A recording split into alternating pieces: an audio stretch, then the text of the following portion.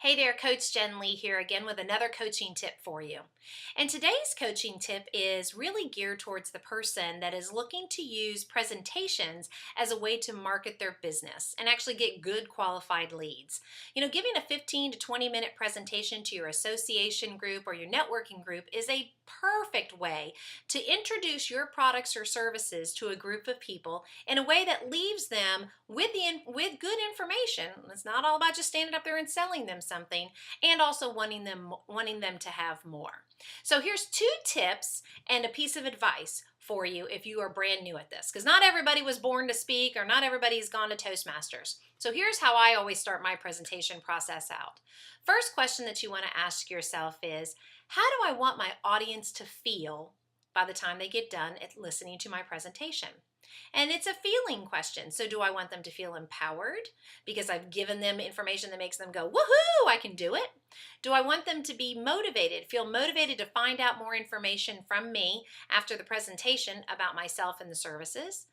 Maybe you want them to feel educated because you've given them so much information they feel like, wow, this was great. It was content rich, just what I was looking for. Or, as one of my clients told me the other day, and I thought this was so insightful, she said, Jen, I sort of want them to feel a little squirmy. I thought it was such an honest comment. And what she meant by that is that she wanted to give them enough information to where they kind of said to themselves, geez, I didn't know what I didn't know, and how did I not know it? And obviously they want to know more information from her. So I thought that was super smart on her part.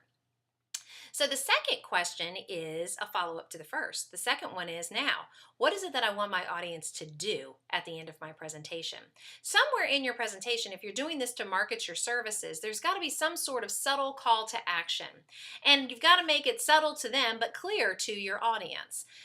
In other words, it's subtle in its delivery, but it's clear in its delivery at the same time. So you got to understand what your call to action, your end result is.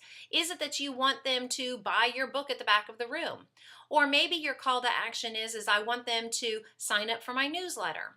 I want them to be a friend of mine on Facebook. I want them to send me an email to request information. I want them to drop their business card in so that they can get information proactively from me. Find out what it is that you want them to do by the end of your presentation and make sure you include that in your presentation. So those are the two tips to kind of get you started.